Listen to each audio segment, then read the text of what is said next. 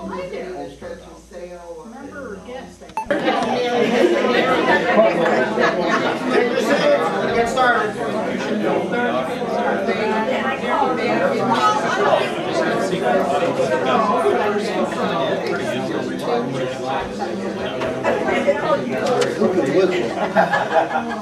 All right, let's get started, folks. Okay, folks, I really, I mean, you're in for a real treat tonight. I don't know that NICA has ever had this much knowledge here based on the tax appeal, the taxing, and the appeal process. So we've assembled a lot of people here, and they have a tremendous amount of knowledge. Whether you own just a house or you own 30 pieces of property, commercial or whatever, you're in for a real treat tonight. By the time you're done here, you're going to understand the taxing process and the appeal process, all the way through, including commercial. So I know there's quite a few of you here that have commercial buildings, mobile home parks, and different things like that. So, anyways, what we have, who we have here is we have Daniel Tim. And he's with the chief deputy with Porter County, and then Kathleen Honnell.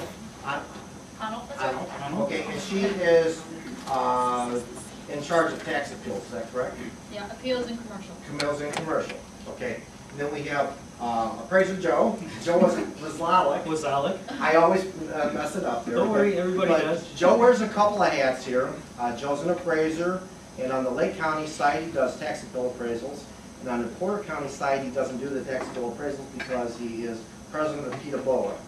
So he will actually hear the tax appeal and is the president of the committee there. So, and then we also have Robert Comerford here, and he is a commercial certified tax appeal specialist, correct? That'll work. That's okay. So basically, anything over, so to speak, 4 units. Yeah, we handle commercial, industrial properties, mobile home parks. If you have strip malls or multi-unit buildings, that's the kind of thing I handle. I don't really get into smaller single-family homes, that kind of thing. I have the skill to do it, but it just in my business it doesn't pay the bills. So if there are people here that have commercial property, investment property of that nature, that's what I'm here, and I can answer those kind of questions for you. Okay, and then what we're going to do is, I think Joe is going to have a PowerPoint presentation, and then we'll open up to questions. We'll go to the residential side. Maybe Bob will do some explaining on the commercial side, and then basically we'll go into a panel of questions for the evening. Okay, now what we're not going to do tonight is, the last time we had people from Lake County here, I thought I was going to have to cut them down by the end of the rope, because I mean, they were going to string this guy up. We will not have that. So I understand this is a very, very hostile subject and everything, but these folks are here to educate you, to make sure you got it right. So they're gonna educate you, make sure the process is, you understand the whole process. So again, about 4 or 5 years ago, over in St. John Township, we invited the Lake County, and it was pretty hostile. So we will not let that happen tonight. So again, these folks are here off the clock and on their own time to educate us, and I applaud them for it. So, is that why you call Porter County? Well, yeah, because I would probably be in that lynch mob too. with Lake County. So, anyways, with that, I'm going to turn it over to Joe. What I would like to do, though, is have you folks kind of introduce yourself a little bit and sort of speak, tell us a little bit about yourself while you're doing that also. Okay. All right. All right. Okay. As Dale said, I'm Joe Wazala. Can you guys hear me in the back all right? Can you see this okay in the back? Because tonight I'm going to give you the inside scoop of the appeal process, how assessments are done. We have our fine team of experts over here, Daniel Tim and Kat Honnell. I work closely with Kat. She's the one that does all our scheduling in Porter County for our PETA board. We try, the attitude we have in Porter County is that we need to get it right so people don't have to come back. The goal is to eliminate the need for PETA BOA. That's our goal. Now there will always be PETA BOA there because there will always be someone who is not going to agree that their assessment on their property is actually accurate.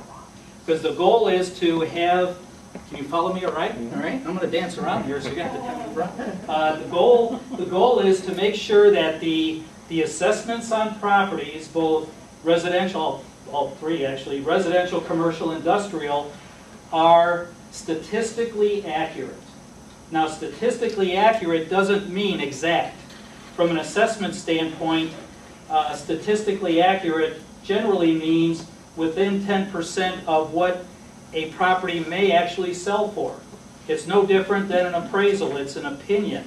As John Crum, my fellow appraiser friend, he has opinions like I do. We're both residential appraisers, that's our specialty, and we've been doing it a long time, he longer than I. I've been doing it 22 years, and he's been doing it a little longer than that, although I have grayer hair.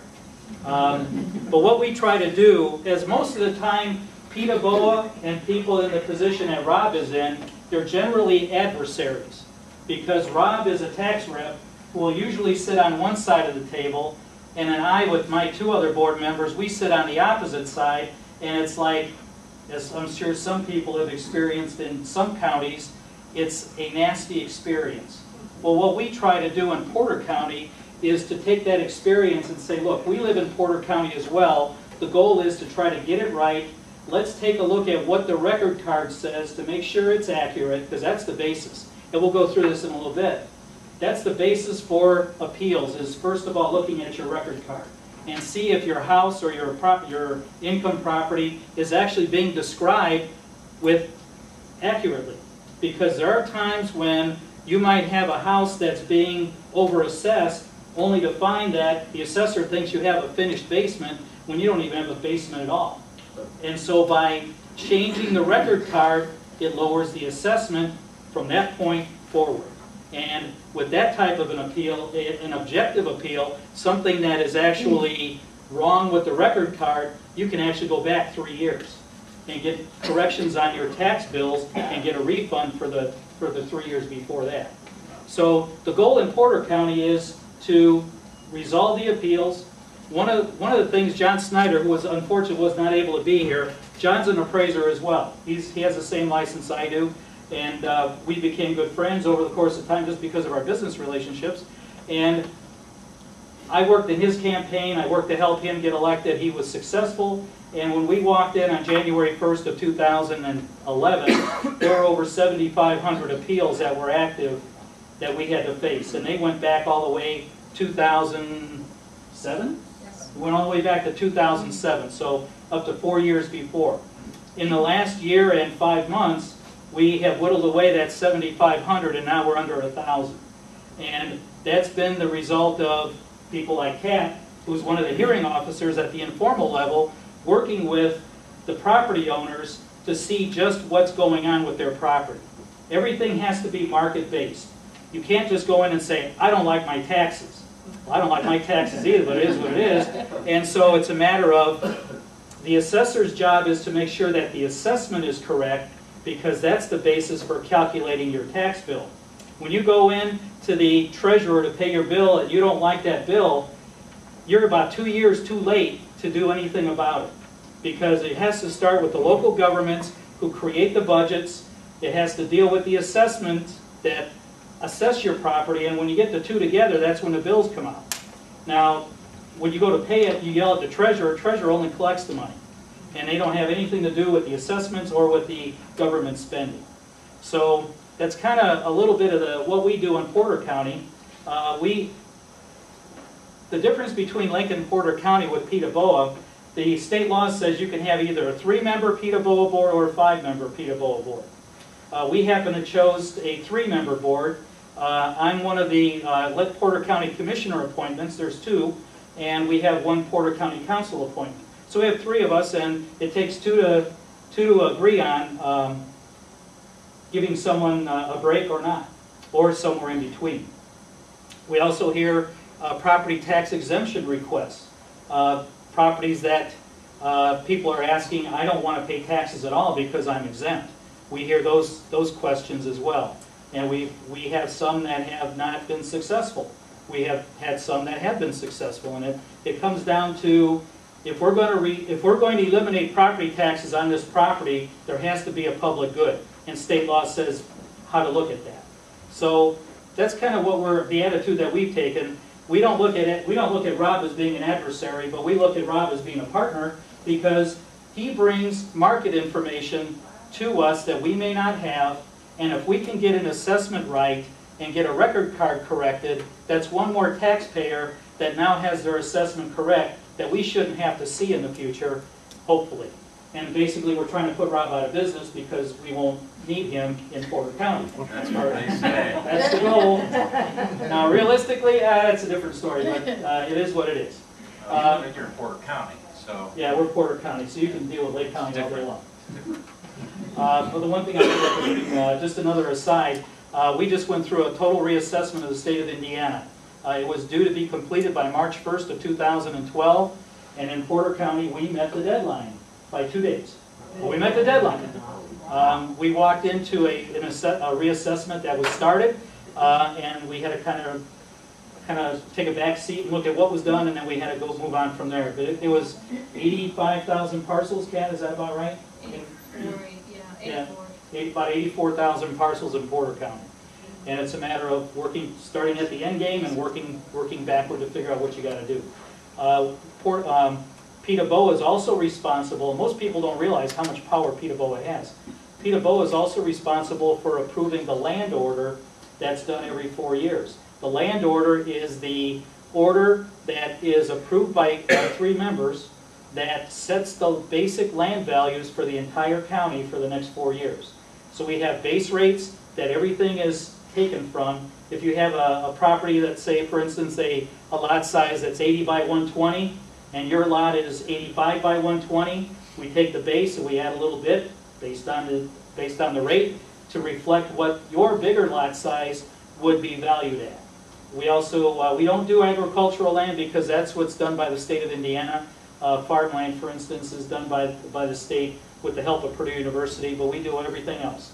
And we were, the assessor starts that work, was required to have that done by July 1st of last year. John having been only the assessor for 5-6 months, it was almost impossible to get that done because it hadn't even been started. And so with the help of Policy Analytics, a statistical firm down in Indianapolis, we were able to get the residential land order done at the end of November, I believe, and the commercial industrial done it was due by March 1st, I think it was our last meeting in February. So we met that deadline. Right now, in Porter County, the ratio study, which is what the next year's changes in assessment are based on, that has now been sent to the state and approved a month ahead of time, or a month earlier than last year. And we're the 18th county out of 92 to get that done. So we're working toward getting bills out on time. This will be the 2nd or 3rd year, I keep referring to you guys because you guys know more than that I do, 2nd or 3rd year that tax bills actually are going out on time in Porter County. So with a lot of that being said, I have a little PowerPoint here that'll help walk through some of these issues. Do we have anybody who works in the assessor's office anywhere? Come on, fess up, fess up. We wouldn't let him Other than John, any other appraisers here? in. Dale. Or Dale, of course. Has anybody had to go through the appeal process before? Okay, couple? Oh, John, I figured you would. So if there's something that may not necessarily, I'm going from the experience of Porter County. So if you guys want to explain some things that you might run into in Lake County, feel free to add to the discussion. But one of the things that I wanted to try to start with is some of the basic components of the tax bill. And what we have here, how the tax bill is calculated, you have the tax rate. Now if I'm going too rudimentary, please let me know. If you guys know all this stuff, I don't want to bore you. The tax rate is what your assessed value is calculated with to make the tax bill. It's the combined rates of all local governments. And in most local governments, if you look at a tax rate, now in Portage, my tax rate's $2.54. That money does not all go to Portage. Part of it goes to Portage, part of it goes to the county, part goes to the township, part goes to the library, part goes to library. Some cases, conservancy districts, could be just about anything. Most cases, it's anywhere from 5 to 7 taxing entities that make up the tax rate. The school system The school system used to be about 62% of the tax rate. And when the law was changed in '08, when we went to that 7% sales tax, they took off a big chunk of the school rate, but we still have this part of the school rate that pays for buses, school buildings, the capital items. The state pays for the administration, teachers' salaries, that kind of thing. And when the economy goes down because people aren't spending, that's why we hear all the hoopla going on right now, why teachers can't get raises even though they may have big chunks of money in the capital account. You can't use capital money for teacher salaries. So we have the tax rate. This is how the tax rate's calculated. You take the levy, and the word levy, if you ever hear it discussed, that's what the governments want to spend. That's what they're basically, they're levying the burden of government on the property owner. So it's the budget that has been, that part of the budget that balances the spending of government. Because government gets money from a number of sources, and if the government wants to spend $100, they look at, I can get it from excise tax, I can get it from fines, I can get it from fees, and I'm still 85 cents short. 85 cents then becomes the levy. That's what the government is going to say, I need to collect to balance our budget. And to come up with the tax rate, we take the assessed value. Now, it's not only your assessed value, but it's the assessed value of all of the property owners in that district. If it's in the town, it's all the property owners in the town. I believe I believe the Porter County, the value of Porter County is like no, it's more than that. I'm trying to remember, when I used to live in Highland, the value of the town of Highland was like $1.1 billion. So when Highland would look at calculating the tax rate for your bill, they would say, I'm gonna levy on the property owners $100. Our assessed value is 1.1 billion. You divide one into the other and you get the tax rate. It's as simple as that. Now, the one thing that most people think is, look at all this economic development. Look at all this extra money the town and governments are going to get. How many people believe that? The more buildings you see, the more the money the government gets. Nobody believes. Okay. Well, unfortunately, that's not the case. Fortunately, what it does do, government, once they set their budget based on the value of the community or the county or the township, they are going to be allowed to spend that amount of money, period. Now, if there's growth in the community, as you see where it says AV, as the growth in the community goes up, and I'll show you this in a minute, the tax rate actually goes down. The government gets the same amount of money. The benefit is that everybody in that government, in that area, pays less tax individually. So when we look at growth in our AV, what that should signal to you is not more money going to the government, but a lower tax bill for you. That's the benefit to the homeowners. Gross assessed value is the gross value of all the properties in a given area. The net AV is the gross assessed value minus all the deductions. Homestead deductions, supplemental deductions, over 65, mortgage, and all that. And that's when we look at calculating the levy, or the tax rate. It's based on the net AV, not the gross. The net AV is after everybody's gotten all their deductions out. And so your gross tax bill is equal to the tax rate, kind of low, equal to the tax rate times the net assessed value divided by 100, because everything's done by 100. So it's basically your bill times your net assessed value. That's how your bill's calculated.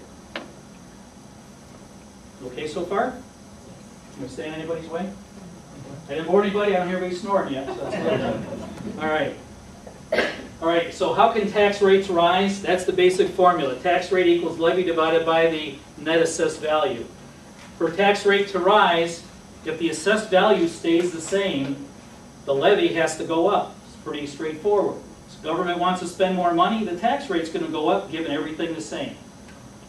For the tax rate to rise, if the AV goes down, the levy, for the tax rate to go up and the levy stays the same, which is the amount of government, the assessed value goes down.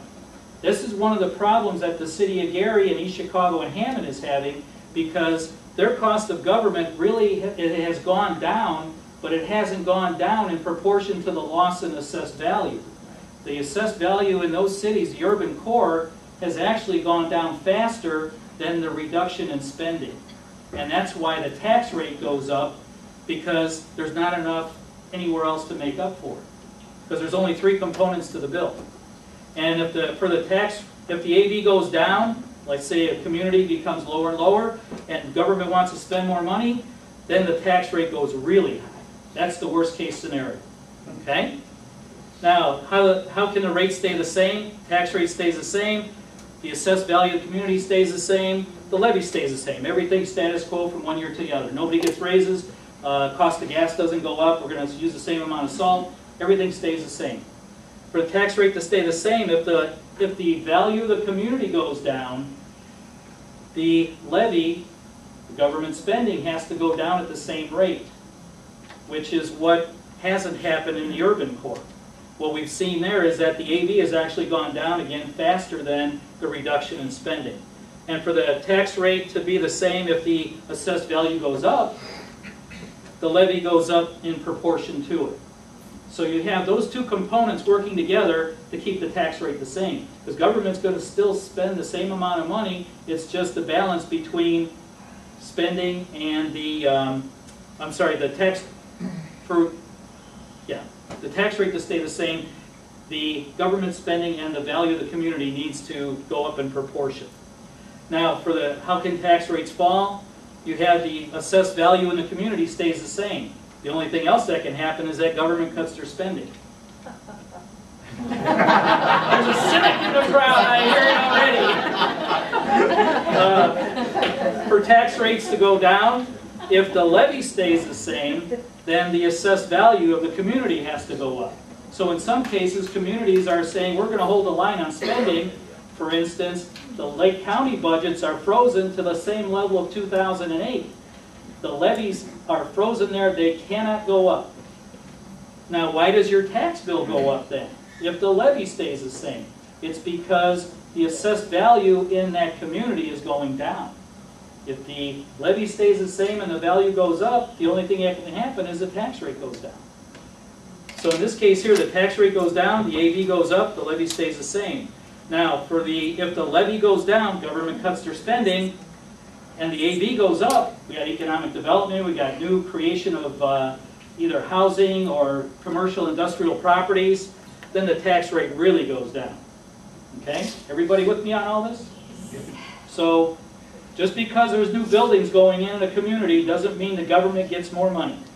They don't get more money after the budget is set. The only thing that happens is that the tax rate adjusts for the difference in the value of the community.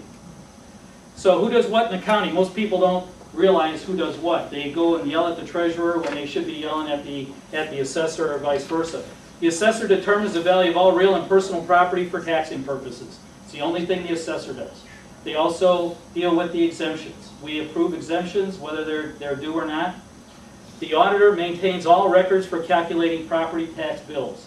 If you are going to file your homestead exemption, you go to the auditor's office. If you are dealing with a mortgage exemption, you're going to go to the auditor's office. If you, exemption filings, ownership. If you want to find out who owned your property before you go to the auditor's office. They have a record of all of the ownership from when your property became your property. So if you want to ever find out the history of your property, go to the auditor's office and they will give you a printout. And if you have an account with them, they'll even fax it to you. Nickel a page, I think it is. The treasurer, the only thing the treasurer does is, once the auditor determines the bill, because the auditor is actually the one that calculates the tax bill. It's not the treasurer. It's not the assessor. The auditor applies the tax rates, and they look at your assessed value, they generate the bill, and they give it to the treasurer to collect. And the treasurer, all they do is they just collect the money and they just give it back to the communities. So the treasurer is, if you go and complain to the treasurer, you're wasting your breath. If you go to the auditor, the only thing he's going to talk to you about is exemptions, ownership history, that kind of thing, and your homestead credits. That's one thing in the state law, the homestead, if you got the pink forms, everybody's got a homestead, got the pink forms, make sure you fill that in. because if you don't, it's going to be a big deal on your bill. And you can only get one homestead credit.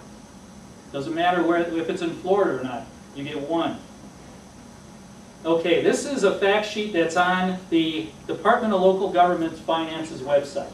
Now, there's all, and it's kind of hard to see from here, but there's two types of appeals that you can make. One is a subjective appeal and one is an objective appeal. Now, I'm going to give you a website here that you can go and you can browse all day long. You'll find all these things on there, and it's just a wonderful website. You probably find things I've not even seen yet. It's www.in for Indiana, .gov for government, / so it's to the right, DLGF, and that stands for Department of Local Government Finance. And the DLGF has so many things on there. It is a very transparent website. You can look up all kinds of things. If we get some time, I've gotten connected to the internet and I can even show you some of that. But what we have here is two ways to appeal. One is a Form 130 appeal, which is the subjective appeal. When you do a subjective appeal, does everybody know about the 45-day appeal window? Okay? Again, with the two types of appeals, the Form 130 is a subjective appeal. That's the one that says, I don't like the value of my property because it's too high. Now, I've not had anybody come in yet and say it's too low, but it's too high.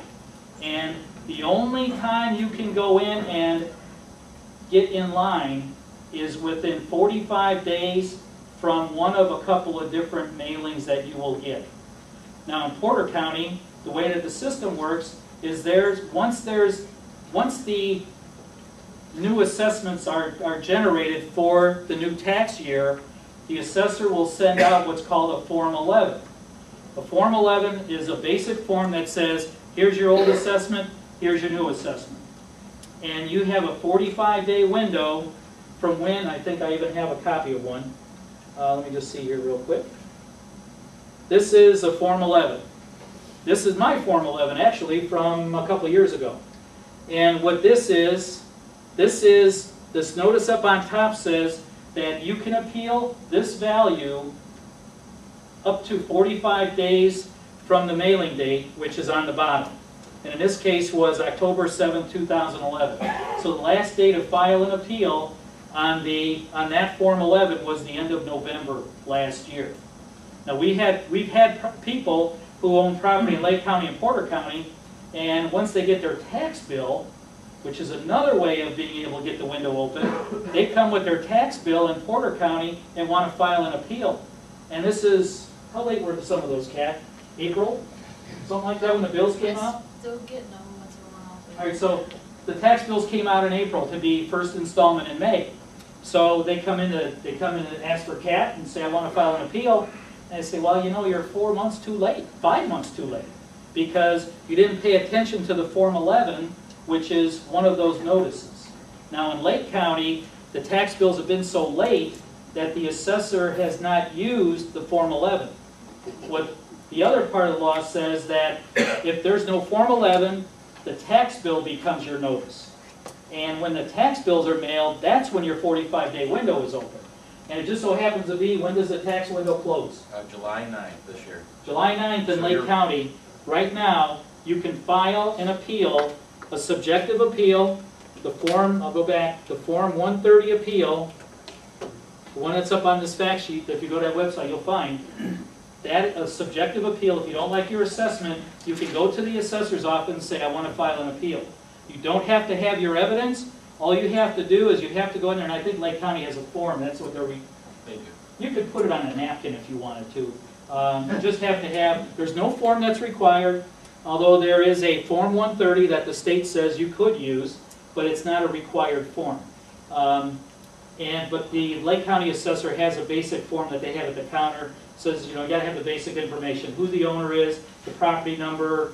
The owner name, the parcel number, address, and telephone contact. Right, contact information. Yep, and a request for informal appeal, and you're good to go. Right. You laugh when he says you can put it on a napkin, but by law you could do that and turn it, and you'd be all right. Yeah, because there's although I think in Lake County, don't they say, well, if you don't put it on their form, they're not going to hear it?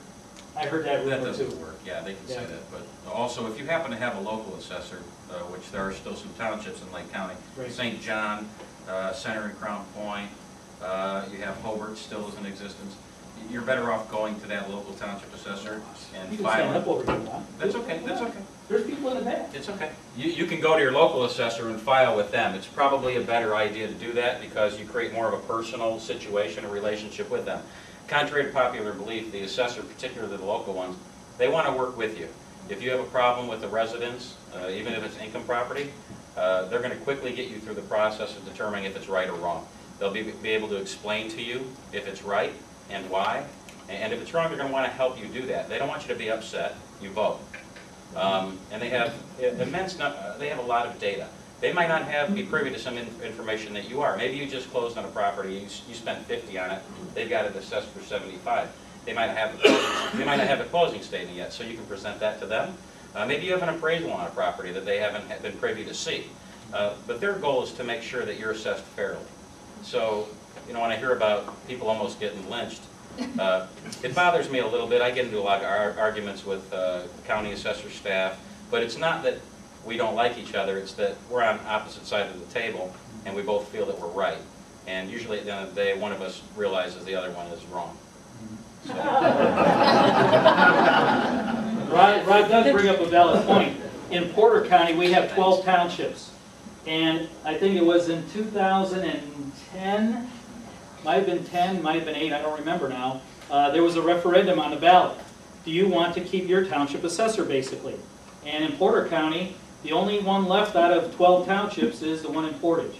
So we have the county assessor is in charge of assessing the entire county except for Portage Township, which is primarily Portage, Ogden Dunes, South Haven, and a little bit down to about 700 north. In Lake County, it's a different story. There was only one township assessor that was taken out by vote. The others were too small. They were taken out automatically. All the ones at the lower end of the county, Eagle Creek, West Creek, Cedar Creek, Hanover was taken out, some of the smaller ones. But the ones that are remaining, I think there's still 7 of them that are still remaining, if I'm not mistaken. You still have Calumet Township, that's the biggest one. You've got Center Township, Crown Point, St. John Township, Ross Township, Hobart Township. So, is there another one? No, I think it's No, North is gone. North is gone. Yeah, North is the county. So East Chicago, Hammond, Whiting, Highland, Munster, there is no township assessor, it's the county. John Matanovich was taken out. He was the assessor at the time. So the other townships, though, that's where Rob was talking. Does anybody have property in North Township? Have any of you in North Township filed an appeal several years ago? It still hasn't been heard? It's been over a year. Okay, and that's one thing that'll get people really irate with the assessor. I want you to know the new assessor, Hank Adams, is doing a really good job of trying to get through those. But what you have to realize is that when you guys voted and got rid of Matanovich and took away all that staff in that office, all the duties and responsibilities for assessing and hearing appeals went to the county assessor. So that office has had to absorb all that work, and that's why they're behind. I know they're getting caught up. Personally, I have pages and pages of appeals there. But when people get upset about that, you also have to see the other side of the fence. They had 7,000 appeals in Porter County, and they've worked through them. But I can tell you the number is significantly higher just in North Township and Lake County. So that's all. Yeah, I think in Lake County, Porter County has about 85,000 parcels. Lake County, I think, has 165 or 150,000. It's somewhere in that neighborhood. I know it's almost double. And so when you have a staff of people and you have appeals that go back to the Collier-Trumbull days of 2002, that was such a disaster. It just was a real mess. I got caught up in that, and it took me 3 years to work through that appeal. But right now in Lake County, you just received the tax bills about 4 weeks ago or so, or less, and the window to appeal is now open. And as Rob was saying, that if you're in all these townships that we didn't name, North is one that you have to go to the county, along with all the ones in the southern part. You start with your township assessor, and the township assessor is where you do your informal hearing. Because you always have an opportunity to resolve your assessment appeal with the local assessor if you have one. If not, then you deal with the county. And you always have the right to an informal hearing. The law says the informal hearing process is so it helps eliminate the backlog at Peterborough. The law basically says that everybody has a right to go to Peterborough. But if you're able to resolve it at the informal hearing level, Peterborough no longer has to even get involved in those. It just gets approved, gets changed, and everybody's moving on with their lives. So right now we're dealing with the 130 appeal. That's the valuation appeal. And July the 9th is the deadline. After July 9th, you lose your rights forever and ever, amen, and you have to wait till the next year comes around. Now the next year, I was telling you that the state of Indiana went through a total reassessment, so next year we're starting with whole new numbers. And the assessors are now using the new numbers and comparing them with sales, and we'll see how that shakes out in the counties. So far it looks like in Porter County, everything's working out pretty well. So we have the 130 appeal. There's a 133 appeal. The 133 appeal is the one that has no window of loss. The only thing that if you wait, the time that you can go back 3 years just moves up a year. But you still can go back 3 years. And that's for things like illegal taxes, things that you have with your house, or the assessor says you have that you don't have. Now the one thing that I will tell you, and we ran into this. We had a meeting on Monday, our Peterborough meeting, and we had a petitioner come in front of us who his tax bill went up, or his assessment went up and it reflected in his tax bill. And we couldn't get a hold of him to get through the informal hearing process. We finally got a hold of him come in front of Peterborough. And we had an opportunity to sit down with him, go over his record card, and we found errors in his record card. We found that he had a finished room upstairs that he could only access by ladder, and that wasn't finished. So after we took off that finished area and added on the deck that he didn't have, and what else did we add on? There was a couple of things that we added on. His assessment went up.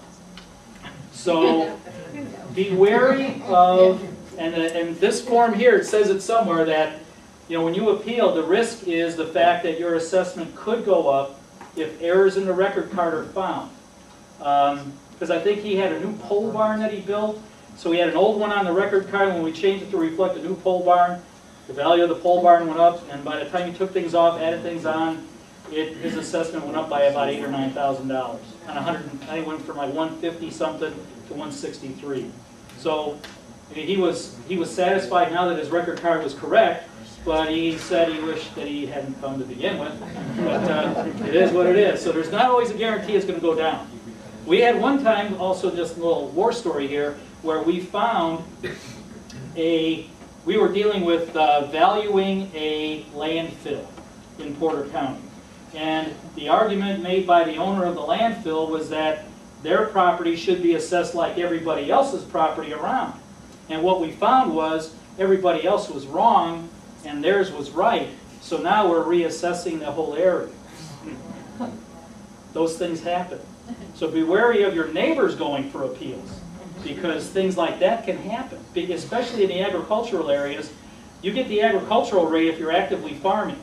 If you're not actively farming and you got a house on your property, chances are it's going to be valued as a residential rate and not at the agricultural rate, which could be 5 times higher on the land value. So there's a business owner in Portage who has a large parcel who is farming soybeans on it so he can get the agricultural rate until that point in time that he can utilize it for his business. So, those things are there.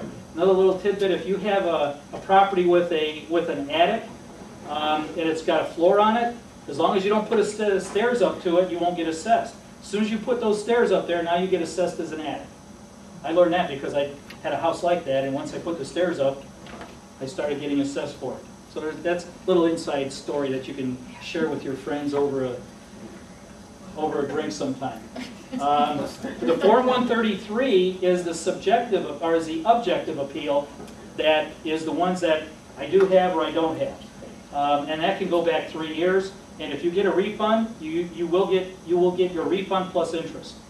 Joe, if I could add to that. Yes. And I'm not going to stand up. It says it can go back 3 years, and in theory that's correct. But what the code is it can go back 6 installments. So if you're halfway through a year and there's a correction, if you've paid May and not November, you can go back May, you can go back November and May, November and May, and November. So Okay. it could be 4 calendar years, Okay, so to speak. so, did everybody hear that? It's basically, you go back, it goes back 6 installments, so if you're in the middle of a year and you go in front of the assessor and you find that, hey, you've got a 50 by 20 foot deck on the back, I don't have a deck. And they come out and they say, yeah, you're right, you don't have a deck, we'll take it off. They'll go back 6 installments, so as Rob was just saying, it could go back, it's still the equivalent of 3 years, but it can overlap into 4, potentially. Depends on the timing. Again, the Form 11, we talked about the Form 11. Anybody in Porter County, watch for this in September, because that'll be a window of opportunity. In Lake County, the window of opportunity is right now open, so you can see how far back Lake County is compared to Porter. We're getting ready in, this is what, June, July, August, in 3 months, we're going to start getting ready for next year's billing. In Lake County, they just got out the bills for this past year. So we're about 8 or 9 months ahead there. But again, Lake County is a big place and there's a lot of problems that are trying to be cleaned up. This is our new website over in Porter County. And the address is www.portercountyassessor.com. John Snyder, his beautiful face there. He's our Porter County Assessor who has worked very diligently on getting things reorganized, getting things together with Daniel's help and Kat's help. This is where, in Porter County, you would start with researching your record card. Now, I don't have a slide for Lake County, but Porter County, everything on our website, you can get to anything you want without a charge. Lake County, it's a little different. Lake County, you can get on the assessor's website and get limited information. If you want to pay a monthly rate, what is it, Rob, 20 bucks, 25 bucks to get on the full Lake County Assessor? Let me think.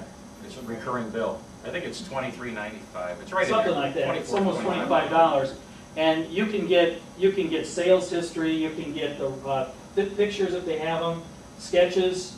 You can get a lot more than being a guest. The guest gets you limited information, but any of these records now are public. If you want to check and see what your next door neighbor's house is assessed for, you can go on there. Just type in their name or address, or if you know their parcel number. On our website, it's kind of hard to see, but we have a property information link that if you click on there, it will take you to this screen. And on this screen, you could search by individual property, either by parcel number, which is that big long number if you know it, by tax ID number, which now actually should be the same, the owner's name or the property address. All you got to do is just fill one of these in, and you don't have to fill the whole thing in, because the less you put in there, the greater chance you'll find what you're looking for. You might find multiple properties that you could pick from it. And then you hit the submit button down on the bottom. This will bring you up to this screen. This is the search results screen, and I already did one. This is my property. And from here, you can check to see if that's really what you're looking for. Hit the select button, and in Porter County, you'll get to this screen, multiple screens, but it gives you a little basic information. And if you click on that upper level button there where it says Property Record Card PDF, you will actually get a copy of the record card. This is what you need to review when you are looking at your property. It's the property record card. In Lake County, they don't have these online. Porter County has them online all day long. And on this record card, there's 2 sides to it. This record card has everything on there that is describing your property and how the assessment was developed. Up on the top, it has the ownership and legal description. So if you want to appeal, you need to put on an appeal form who the owner is and what the legal description is.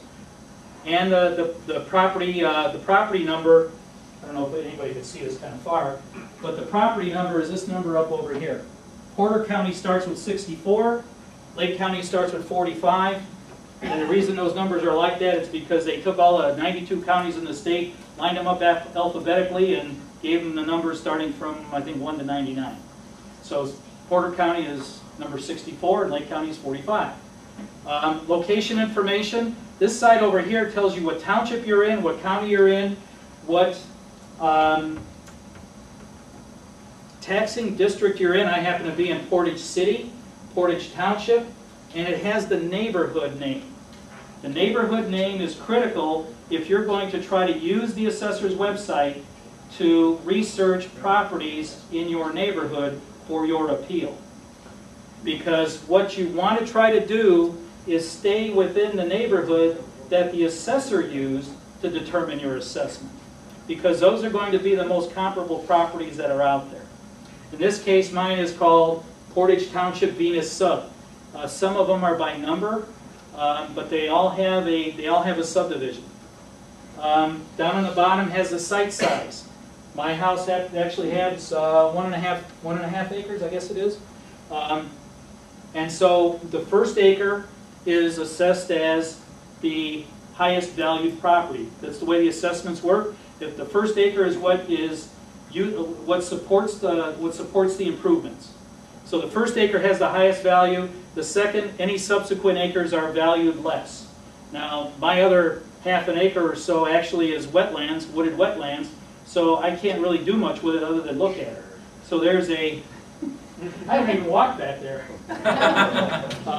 But it's wooded wetlands, and so there is a negative influence because of the restrictions that wetlands have on it. It's actually designated that way. So it shows what your land size is. Now, if you have an irregular lot, that number may not necessarily be what your survey says, because what the assessment process tries to determine a front and a side. And by using some calculations to square it up, sometimes there might be one calculation, sometimes there might be two, in order to describe the lot size that you have. Then what this next section here is, it shows the history of the assessed values, and the one that's up there now is 2011, which was my current assessed value for that year. Then it's got the assessed value history. This is the back side of the card. Now on the back side, you see a sketch of the floor plan. It shows how big the house is. One of the things you need to do is make sure your house is the right size as the assessor believes, because sometimes the houses are bigger.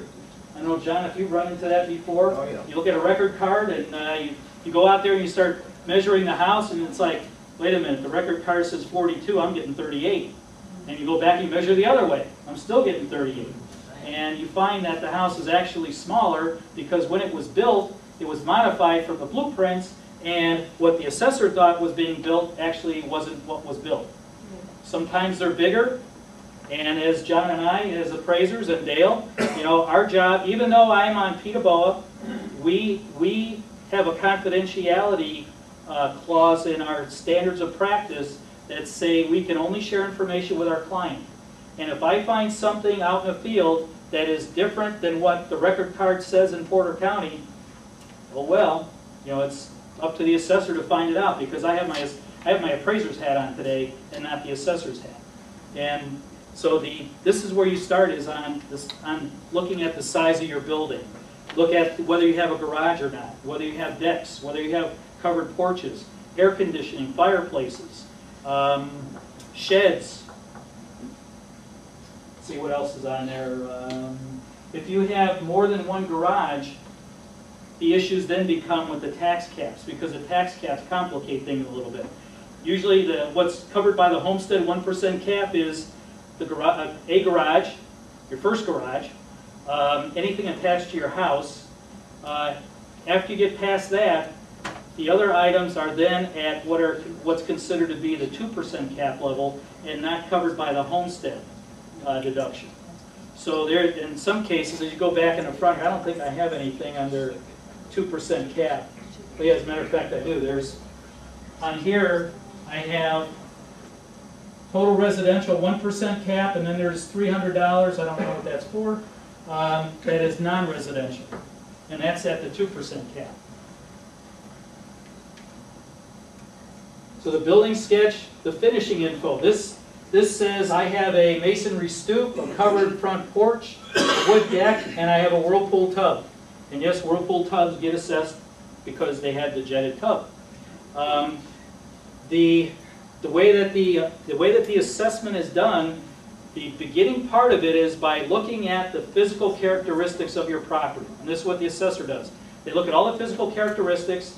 They look at the garages and sheds and decks and all that goes into this side of the card. And each item is given a value based on the cost manual. And with this reassessment, the cost manual was based in 1999, and everything was trended from 1999. Now with this new reassessment, we're using 2011 cost manuals, and the values are going to be changing based on the cost of construction from the Marshall and Swift cost manual. It's a, I don't know, national or international cost system that says if you're going to build a 10 by 20 garage, this is what it's going to cost you. Now, there are some calculations that go into that as well, but nonetheless, this is what you have to look for. This is what the assessor says you have, and this is what you need to look for. Now, one of the things that kicks into here, there are some multipliers. And it's what we found in Peterborough, as I was explaining to this one property owner, there are actually 5 multipliers that the basic cost of construction are applied against. One of the first ones is the construction grade. The cost manual says for an average house, it's going to cost X number of dollars, let's say $1. To build an average house, let's say a ranch-style house, a rectangle, 8-foot ceilings, vinyl floors, carpet, builder-grade cabinets, that's an average house. It's going to cost $1 to build this house. But now, let's see, you have vaulted ceilings, you have some ceramic floors, and based on the definitions that are in one of the appendix items for the assessor's records, it has a description of what all these different cost levels mean. Now my house is a C+1. What does that mean? C+1 actually is, well, let me go back here. The C+1, I'll get to it in a second. The C+1 is a cost multiplier, and just keep that in mind. When we look at some of the items on here, we're looking at the assessment calculations, and on my house, I have 1,784 square feet of finished above-grade living space.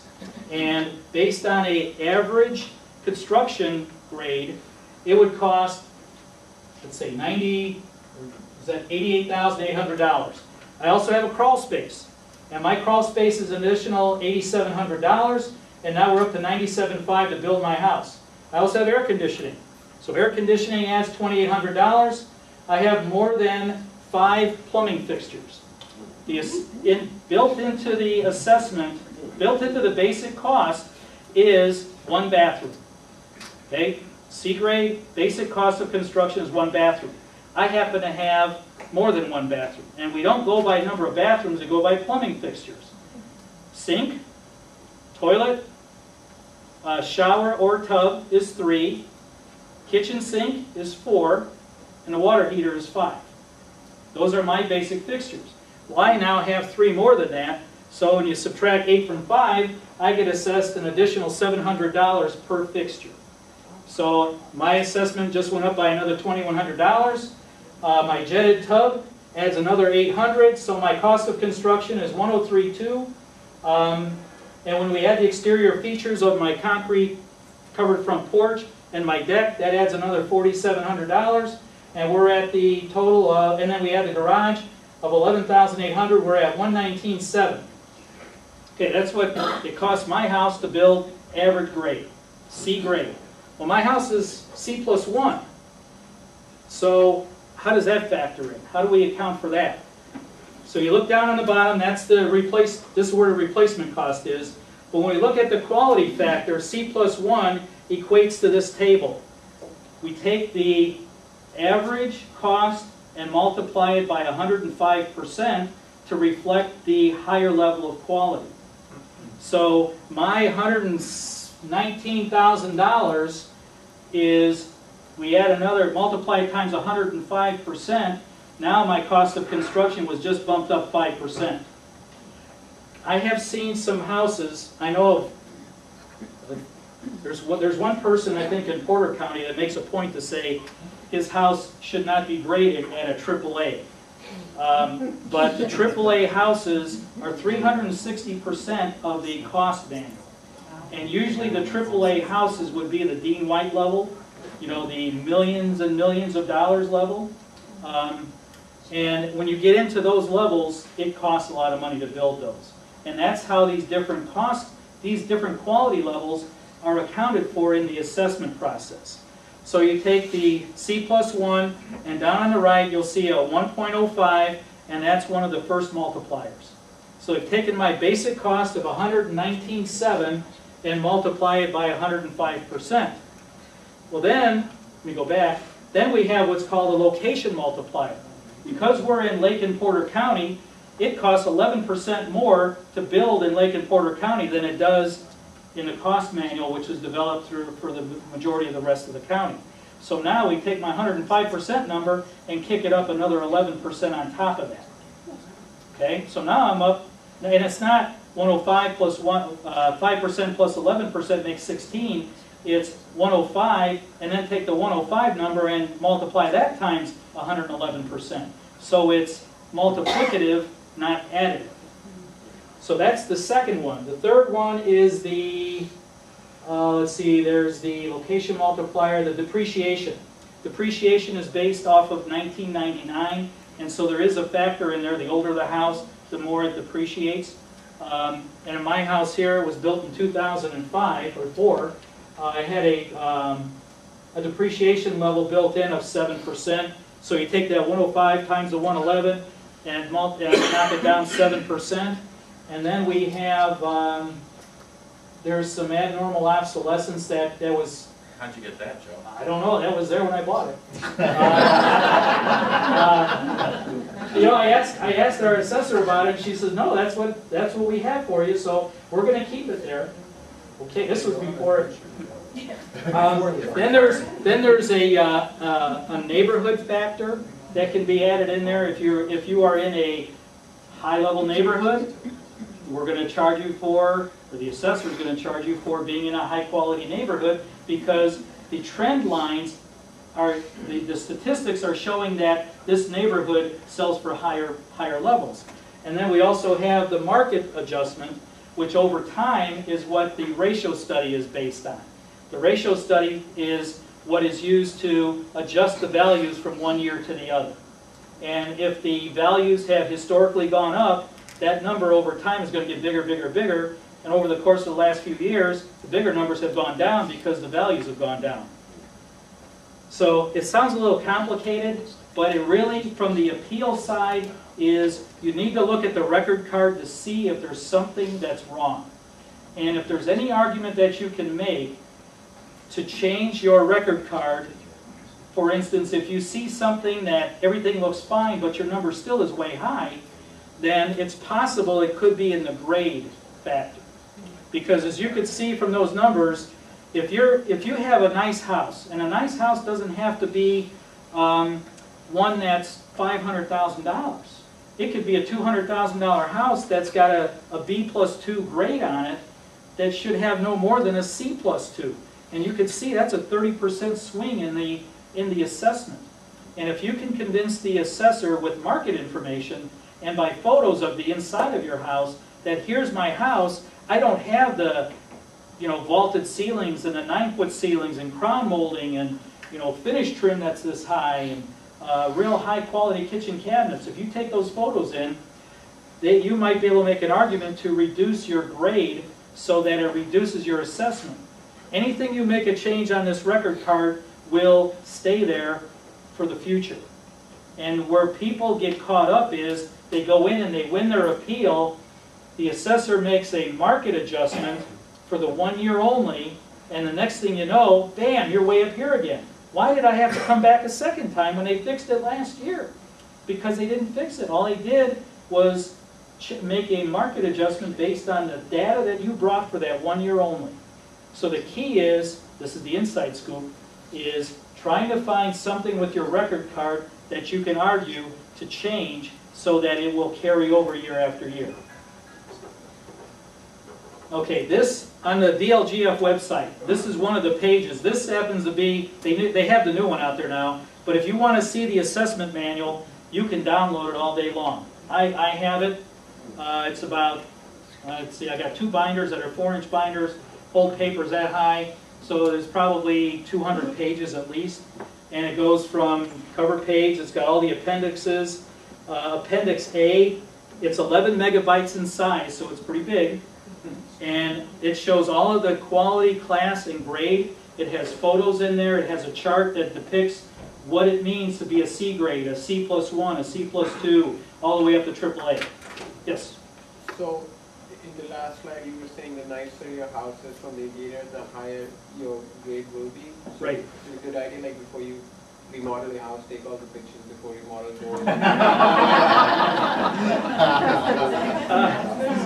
Well, I guess that's an alternative. Thank you. That's an alternative. One thing that I could tell you, I know there's some gamesmanship that happens out there. When you go in front of PETA BOA, you will testify under oath. And so, but when you go for an informal hearing, there's no oaths taken at all. So, however you want to argue your point, I leave that up to you to decide. But if you, one of the things that the assessors are very savvy to is when people try to cover up things. For instance, if you have a finished basement, say you get your record card, and let me go back, you get your record card, and like on mine I have a crawl space, but on the record card, here's a basement. And the basement, you've got square footage here, but it's 0. Well, you've got, like in my case, 1,784 square feet. Let's say it was a basement, and I have 0, but I finished it with ceramic floors and really nice drywall and finish trim and all that. And when you know that the assessors come around every 4 years, because they have to do reassessment. And normally, depends on the assessor, I know we notify, like the police department and our people are all in identifying garb and that, so that people, when someone sees someone going in throughout the neighborhood, they know it's the assessor. Fortunately, nobody takes pot shots at our staff, but if you don't do that, then people are wondering, hey, they're starting to call the police and all that kind of thing. But if you have a basement, usually whatever you could see on the outside is fair game. So some of the assessors will look in the basement windows, and if they now see a finished basement where the record card says there wasn't one, guess what's going to happen? You're going to get tagged for a finished basement. Now, if you have the blinds closed and tighter than a drum and they can't see, one way that the assessor can invite you to come talk to them is by assuming that there's a finished basement and give you the opportunity to prove them wrong. That happens. So I'm just letting you know. So be wary of trying to hide things from the assessors, because there are ways that they can find things out. And I don't, it's really, everyone tries to make sure that they're being assessed properly, is the best I could say. Yes? So they can never come inside your... Only if you invite them. I see. Only if you invite them. Now, I've seen where I was doing an appraisal in St. John, and the assessor in St. John Township, everyone was knocking on the door and said, we're the assessor, we're here to check out your property. And the lady who I went there to meet, she thought they were me. And she says, oh, come on in. Oh. They left. I was pulling up when they were leaving. I says, oh, I see the assessor was here. So who are you? I said, I'm the appraiser. You work with them? No. Fortunately, everything was fine, but the assessors will ask to be invited in. You don't have to. I mean, it's your home, but I think the law does say, though, that with regard to going inside properties, I think it's kind of vague, where it talks about being able to go in, but you really don't try to push it. I don't believe that you can, if a homeowner refuses you entering their home, you can't. Right, you can't. But you can assess by assumption. You can Right. say it's an A grade, the basement's finished, and Right. you can max that assessment out, because then you're going to appeal it, and you're going to want to let them in. Right. So it's better to let them see what you've got. So I've been on properties where I'll have the record card with me. I'll show the homeowner, your house is actually smaller than it really is, but I'll tell you, the assessor doesn't have that bonus room that you finished over the garage. So if you're going to let him in to measure your house, you're going to get, you might end up being assessed higher than what you're going to save. Yes. Would they have a way of finding out about a building permit? The building permit is where they usually start on new construction. That's where the assessor will get a copy of the building permit. And they'll get a copy of the blueprints, and that's how they start. And the one thing that most people don't realize is when you tear things down, like garages and that, the only way the assessor knows is you got to tell them. And a lot of times you're telling them through a demolition permit. And so if you don't get a demolition permit, you at least need to tell the assessor, look, I don't have this garage anymore. Please stop assessing me. Yes? You got a 3-room house and all of a sudden they're assessing you for 4 rooms. Where did they pull that out of there? You don't get assessed for more rooms. You get assessed for more size. More size and more fixtures. No, I think he's saying that somebody made a mistake. He's using a specific. Okay. Yeah, I mean, our tax bill is showing we have 4 rooms all of a sudden on our house and we 4 bedrooms. Okay. Yeah, if the record card still says you have the same size house, doesn't matter how many bedrooms you have, you still get assessed for the size, not for the number of bedrooms. So just leave that one alone? Yeah, I mean, you could go there and ask them to correct it. Look, I only got 3 bedrooms. I don't know where you're getting 4 from. But it's just a way of trying to describe the property. And it's even, I think there's even, it shows it up here somewhere, like number of rooms. Yeah, it's got it under accommodations. Mine has 3 bedrooms, a living room, family. I don't even have a family room. I got what would be considered like an eat-in kitchen. So I don't have a dining room, but they're considering it as a family room. But you don't get assessed on rooms, you get assessed on size. Joe, Yes? what I would suggest, if you see something like that, that you go and look at your property record card and make sure they didn't actually add square footage somewhere for some reason. I mean, if they made a mistake with the bedrooms, it's also possible they may have made some kind of change to your square footage of your house. So I would suggest you look at your new card or your old card, or go talk to your assessor. Just make sure that that didn't actually occur. Yeah, and that your square footage didn't change along with that bedroom number. And it's a good point, because they may have added a 10 by 10 size to your house, and when they add 10 by 10, well, gosh, what's in there? It must be another bedroom. So, and you can ask them, can we compare last year's record card to this year's record card? They can pull them up, and you can make the comparisons to see if there's been any changes other than for trending.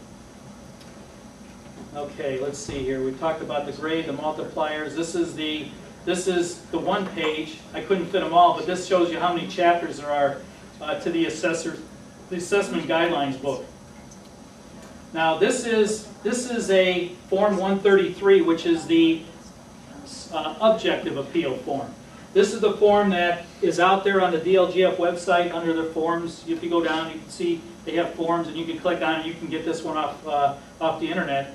The current tax year that we're dealing with right now, if you're going to appeal your assessment right now, the current tax year is 2011 pay 12, and so we're dealing with 11? We're dealing with March 1st of 2011. I don't know why I have 12 up there. In Lake County, the filing deadline is for the 11 pay 12 Right. assessment. So I'm a little bit of ahead in Porter County, but in Lake County, if you file an appeal on the Form 133 or a Form 130, you would put 2011 up there, because the assessment year right now is March 1st of 2011 for taxes that are paid in 2012. And so this is just saying what the 133 is for: a math error, incorrect size of structures, missing deductions, illegal taxes. This section down below, I just blew it up a little bit. It just shows what happens if I fill out the form wrong. They'll just send it back to you.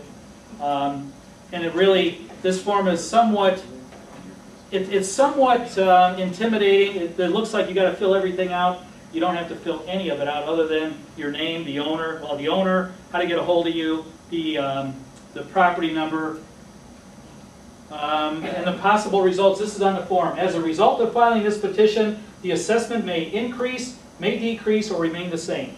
So that's the warning. And it does happen from time to time. Not a lot, but from time to time. And this information here you can get off the record card. And this is the back side.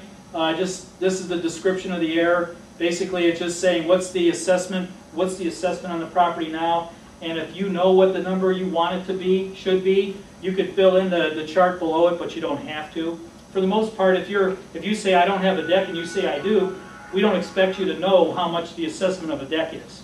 So you can just leave that blank, and that'll be calculated once those items are changed. And then check the appropriate box. You're requesting this. Now this is the objective. Yes, this is the objective file. There was a mathematical error, or omission by a state county officer, was not given credit for an exemption. Always check there was a mathematical error in the assessment box. Don't ever check any other box. That's all I got to There you say. go. Inside information. Share with your friends over a cocktail from someone who has the experience. Normally on PETA BOA, we don't see these 133 appeals because those are handled during an informal appeal hearing. Usually if you go and ask to see the record card and you see, hey, I don't have this or I don't have that, you know, they won't most likely even fill this out. They'll just work to correct the record card right there for you. And then if you do use this form, it's a matter of describing what you found on the record card that's not right. And then on the bottom, don't forget to sign and date. And I always recommend have 2 copies, one that you can give to the assessor and see them date stamp it, and another one that you keep that you also ask them to date stamp it, because that's your only proof that you filed it when you did. Especially a Form 130 appeal, you have 45-day window, and if you don't file it on time, you're going to lose out. If you filed it on time but don't have proof that you filed it on time, you still might lose out. And so make sure to keep a copy of everything you give the assessor. So on this, again, this is the Form 130 process. This is what happens if you use the subjective appeal process. The value of my property isn't what you say it is. And what it says up here in the beginning, the taxpayer has a right to appeal an assessment based on the Form 11 notice. You must file the appeal within 45 days. So that's the Form 11 I showed you, that in Lake County, I don't think there's been a Form 11 sent out since 2007. So a Form 113 notice is a notice that the assessor would send to you if they have found an error during a process and now they're changing your assessment some other time than the normal time. For instance, you now have put a deck on your property, you've done some improvements to it that they have seen. You could get a Form 113 to now change your assessment, and you have the right to appeal based on that as well. Say you put a deck up and it costs you $1,000, but the assessor says, well, wait, you know, that deck just added $20,000. So hold on here. I'm going to call John Crum because he's my buddy over here. He's going to get me an appraisal, and he'll prove that the deck didn't add $20,000. Might have added 2 or 3, or maybe not 20. So you have the Form 11 notice, the Form 113, the tax bill. The tax bill, that's another notice that's required but not issued. Let's see, if the notice required but not issued, must file the appeal within 45 days. So if you don't get the Form 11 and you haven't gotten a Form 113, the tax bill is the next item that you will have the right to appeal with. And then the last one, I don't think I've ever seen this, says May 10th filing. That's old. That used to be used a lot. I've been at this for 20 years, and we knew that every year if we wanted to appeal an assessment for somebody in a subjective nature, we had a May 10th filing deadline. Okay. So, but that's pretty much extinct. Yeah, so it goes with the tax bills. Even like now, we've got the May 10th has come and gone, but you still have the ability to be able to file an appeal till July the 9th. July 9th, correct? Right. Okay. So the notice period is when you have that 45-day window. The next step is when you file an appeal, it initiates a review. Basically, it gives you the opportunity to meet informally either with the township assessor if you have one, or with the county assessor. If you can resolve the issue with the county assessor or the township assessor during the informal hearing, a Form 134, is that the right form? 134, yeah, the Form 134 will then be sent to you as an agreement, basically. You say, okay, my house is worth 100. The assessor says, yeah, you're right, it's worth 100. Based on the comparable data you brought to us, we'll change your assessment. You then have the right to an agreement, a signed agreement. The assessor will sign off on it. They'll either give you the 134 that day, or it'll get mailed to you in the mail after maybe they do some research. And once you sign off on it, it's over. It goes to the auditor. The auditor sends you another form for a refund, and then you sign that, and then the money comes to your pocket, or it can be applied for the next tax bill. So that's the informal hearing. Now, if you cannot agree at the informal hearing, then the next level of appeal is PETA-BOA. It's the Property Tax Assessment Board of Appeals. Lake County has a 5-member board. Porter County, we have 3. If the, let me see here, if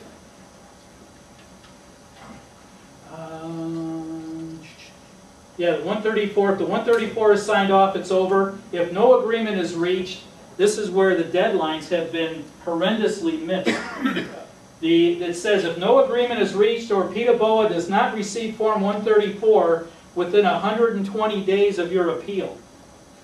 So if you appeal, you have the right to have your appeal heard within 120 days. Now, as it's been said, we had appeals going back to 2007 that had never been heard.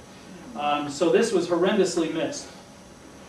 PETA-BOA, if you haven't had your appeal heard in 120 days, PETA-BOA must hold a hearing within 180 days of filing the appeal.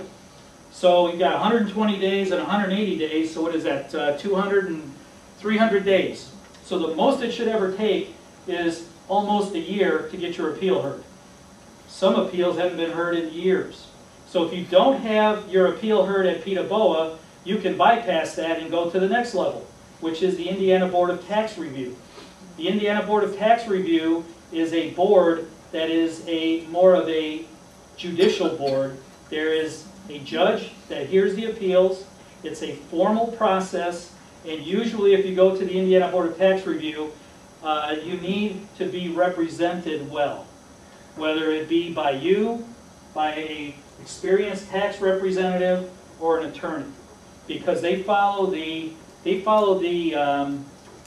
rules of court in many cases, or most all the cases basically. So you have to have, they have deadlines that you have to meet, and it's a very formal type of hearing. Usually cases that go to the Indiana Board of Tax Review are high dollar cases, because now people are hiring attorneys to represent them, and they're in some cases talking millions of dollars. Someone that's appealing for $1,000 off their assessment usually doesn't go that far. People usually say, I'm not even going to mess with that. But the Indiana Board of Tax Review is the next level. If you don't like what the Indiana Board of Tax Review says, you have the next level, which is the tax court. And that's the next level, and that is a court.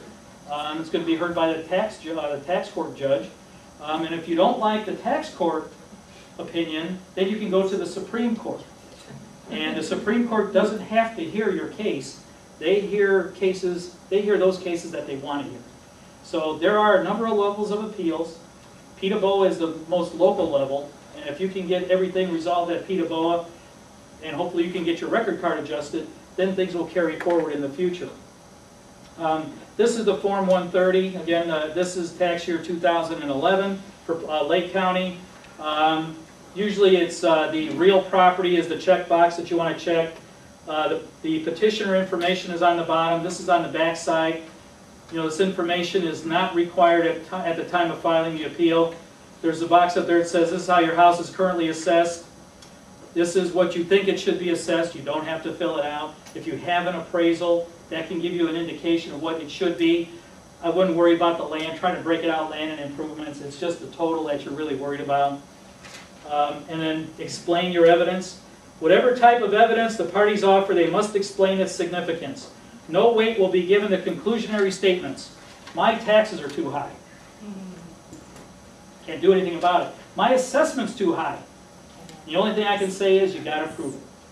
And when in Porter County, when we have people who are regular homeowners that come in front of us and they have some comparable data, and the comparable data, the best indicator of value is the fact that you bought your house from an arm's length transaction, meaning you weren't related to the person you were buying it from, or had a business relationship, that type of thing, that it was exposed to the open market where anybody could have bought it, and it was exposed to the open market for a reasonable period of time, and neither you nor the seller were atypically motivated, meaning you didn't have to buy it and the seller didn't have to sell it. And that's where a lot of the problems come in refinancing, because there are appraisers out there who will just grab any property out there, us excluded. There are people out there that will grab something that says, God, this is right next door, it's the best deal, but you know, this house over here, this house that I'm appraising, I really think it should be $100,000, but this one next door sold for $50,000. Well, when you start digging into it, you find out that it was a bank foreclosure, the bank dumped it on the market, and they were just trying to get out of it what they could. That is not a market-based sale. That is a liquidated sale. And it is not, any appraiser in their right mind would not use that sale unless that was the market. If all you had was foreclosures, that's the market. And unfortunately, some of the urban areas that we have in Gary, East Chicago, some of those areas, Hammond, I know a Hessville area for a while there, all you had was foreclosures. And they were nice properties. They were redone and very nice. That was the market, and that was where the values were. But things change over time. So what we're looking for is, if you bought your property, now we're dealing right now in Lake County, March 1st of 2011 is the valuation date. All right? So this is now what, June the 17th. We're looking at what was your house worth on March 1st of 2011, a year and a quarter ago. Now, the data that we used to determine the value on March 1st of 2011 was from all of 2010 and the first 2 months of 2011. So if you're going to file an appeal now, you have to know that you have to look back March 1st, 2011 and look at data from the 14 months before that. Now, if you bought your house in that 14 months and it was on the market, you bought it through a realtor, let's say, or it could have been a private sale, but they marketed it and you can show that it was, all you got to do is, here's the closing statement. Here's showing how many days it was on the market. There was nothing, I was not related to these people. The assessor should, you don't have to, but should look at that data and say, that's market evidence, I can hang my hat on it, we'll change your assessment. Yes? Can the taxes be adjusted just for like 1 year? I bought a house and it had a fire. Okay, yes. So I bought it for $40,000, now Mhm. it's assessed for $136,000. Mhm. I just paid taxes on the $136,000. Mhm. Now, it really is worth that much right now, but Mhm. Yes, you can. May But you have 1st, to, or whatever, March 1st of 2011. it was only worth $40,000. Right, so what you have to do is if all you bring in is a closing statement and they see 136 and they see 40, something's goofy here. And if you have evidence that this property was in a fire, that Well, it on was the this, that, MLS, there's all kinds of fire okay, pictures. all right. So bring You- that all in? Absolutely. What you have to do is you have to prove the condition of the property for that time frame. Now, the next year after it's rebuilt, now it's going to be back up to where it would be. But if you remember in Highland and in Munster in 2006, 2008, even in Hobart Lake Station, all the houses were inundated, you know, from the floodwaters. There is a form that can be filled out for natural disaster damage to have your house reassessed for that 1 year. And I don't know if that form might be the same one that can be used for that, but it's a matter of doing just that. Going to the assessor, having your evidence and say, look, this is what it was, the condition of it. It was on the open market, I bought it through the MLS, it was exposed 50 days, and this is what a typical buyer would pay for it. Yes, sir? I'm not finding that at all at the informal hearing level. Those are wasted time. But where do you find it a waste of time? Lake County and Porter County. Where in Porter County? When you all buy a home, you might buy a home in a $130,000 neighborhood. Mm-hmm. There's a terrible, Yeah? and they don't care. Right, You when, can bring in pictures, you can bring in your repairs, they don't care. They say, well, your neighbor to the right is worth 130, the neighbor to the left 130, you're worth 130. That's it. well, when was the last time that you were in front of a Porter County informal hearing officer? I haven't gone for 2 years because it's been a waste of my time. I put a seat of bowl on. Okay, so let me tell you this. If I don't bring in an appraisal, I'm wasting my time. Okay, let me tell you this. January 1st of 2011, last January, we have John Snyder as the new assessor. John Scott was the previous assessor, and he had his staff that was doing the informal hearings.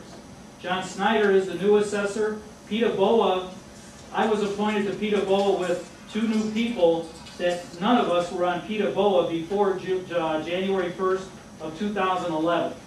So if you went more than a year and 4 months ago, then I've had phone calls with them, and it's the same thing. They set up the thing, you give them your information, and it's the same thing. Well, let me look up your information, everybody in your neighborhood's 130, I don't care where you bought yours from, what kind of kids, what kind of pictures you bring in. They Well, pretty much tell you that, so. I certainly, and I know John would certainly like to know what evidence that you might have as to who you might have talked to or when it was, because that's not the attitude that he's telling his staff to display. I'll live in the township, that's what you get. Well, we only have one township, Portage Township. Getting called, that's what I get. And it's worse than in Lake County. In Lake County, I can't speak for Lake County. I can speak, Daniel Tim is the chief deputy for John Snyder. So I don't know, Daniel, if you have any comments. He's saying that when he calls, he's getting the runaround, that he's not getting the time of day with respect to having his, he's finding properties that are in disrepair, and people are just saying, hey, your neighbors are worth this, worth that. I don't know, do you have any comment? Do you know who you're dealing with? He's all the way in the back. It's been tough. The fire's been raised every year. It used to be, you could do what you said, and that was a fair thing. But now it's getting to the point that if you don't come to an appraisal, you're wasting your time. Well, I can tell you at Peta Boa, that's not true. Because I've been there for a year, and January 1st of 11, and it's clear in the law as well. And we follow, you know, I've sat on both sides of this table, and the one attitude that I display is, I don't want to treat anybody any differently than I want to be treated back. And the only people that I take no pity on are attorneys that are not prepared, tax representatives that are not prepared, and appraisers that are not prepared. Because these are professionals that should know what they're doing, and if they don't bring a USPAP compliant appraisal, they just try to do these conclusionary statements of, well, you know, this house is really kind of run down, and you know, we really expect that it's worth only this. What's your evidence? If you don't bring any evidence, you know, especially if you have a professional there, they know better. Now, for the general homeowner, I try to give them some education at the same time. This is what we're looking for. What do you have? How does it relate to your property? We try to make sure that we have an open mind and work with people. I'm telling you, that's the attitude that I display. Now, I don't believe you've ever been in front of my board. We'll be seeing each other soon. Okay, that's fine. Yeah, what is, You find out when he gets it. well, that's fine. Well, you know, hopefully, you won't have to come to Peta Boa because you'll be able to resolve your issue at the informal hearing. Have you had informal hearings yet on whatever you're referring to? No. Okay. Not of this. Okay. Area. But again, I think this one it's from several years back. Okay, because right now we're cleaning up. We just had a meeting last Monday. The Monday before that, we had 65 appeals in front of us. Majority of them were still from '09. We're getting those cleaned up. The goal is to have all of these appeals cleaned up by the end of the year, because the impact on local government is significant when they have to take the money out of their current budgets that are trying to spend for police and fire because of appeals that have been now set. But I can tell you that the attitude that John Snyder has displayed, and if you want to write Daniel Tim's name down, it's Timm. If you have a problem, you know, or Ted Hano, we're serious. Well, here. Yeah, just come to the office and ask for us. We'll give you Daniel's card. Yeah.